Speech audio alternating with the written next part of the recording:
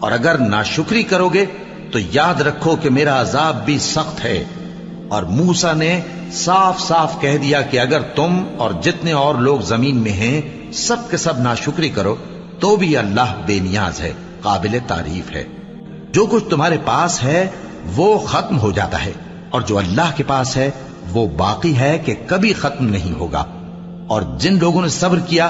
ہم ان کو ان کے اعمال کا بہت اچھا بدلہ دیں گے۔ جو شخص نیک اعمال کرے گا، مرد ہو یا عورت، اور وہ مومن بھی ہوگا، تو ہم اس کو دنیا میں پاک زندگی بسر کروائیں گے اور آخرت میں ان کے اعمال کا نہایت اچھا صلہ دیں گے۔ اے محمد صلی اللہ علیہ وآلہ وسلم،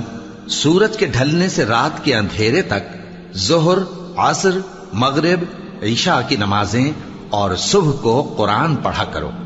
کیونکہ صبح کے وقت قرآن کا پڑھنا فرشتوں کی حاضری کا موقع ہوتا ہے۔ اور بعض حصہ شب میں بیدار ہوا کرو اور تہجد کی نماز پڑھا کرو، یہ شب خیزی تمہارے لیے ایک اضافی عمل ہے۔ امید ہے کہ اللہ تم کو مقام محمود پر فائز فرمائے۔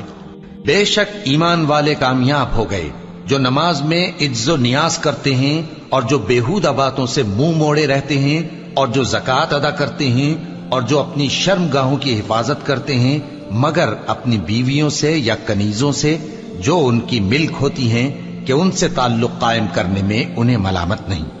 اور جو ان کے سوا اوروں کے طالب ہوں وہ اللہ کی مقرر کی ہوئی حد سے نکل جانے والے ہیں، اور جو امانتوں اور اقراروں کو ملحوظ رکھتے ہیں اور جو نمازوں کی پابندی کرتے ہیں، یہی لوگ میراث حاصل کرنے والے ہیں، یعنی جنت الفردوس کے وارث بنیں گے، وہ اس میں ہمیشہ رہیں گے۔ مومنوں کی تو یہ بات ہے کہ جب اللہ اور اس کے رسول کی طرف بلائے جائیں تاکہ وہ ان میں فیصلہ کریں تو کہیں کہ ہم نے حکم سن لیا اور مان لیا، اور یہی لوگ فلاح پانے والے ہیں۔ اور جو شخص اللہ اور اس کے رسول کی فرما برداری کرے گا اور اس سے ڈرے گا اور اس کا تقوی اختیار کرے گا تو ایسے ہی لوگ مراد کو پہنچنے والے ہیں۔ جو لوگ تم میں سے ایمان لائے اور نیک کام کرتے رہے ان سے اللہ کا وعدہ ہے کہ ان کو ملک کا حاکم بنا دے گا، جیسا ان سے پہلے لوگوں کو حاکم بنایا تھا،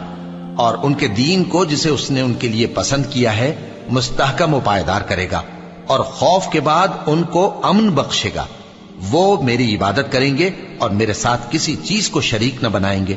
اور جو اس کے بعد کفر کرے تو ایسے ہی لوگ بد کردار ہیں۔ اور نماز پڑھتے رہو اور زکوٰۃ دیتے رہو اور پیغمبر کے فرمان پر چلتے رہو تاکہ تم پر رحمت کی جائے۔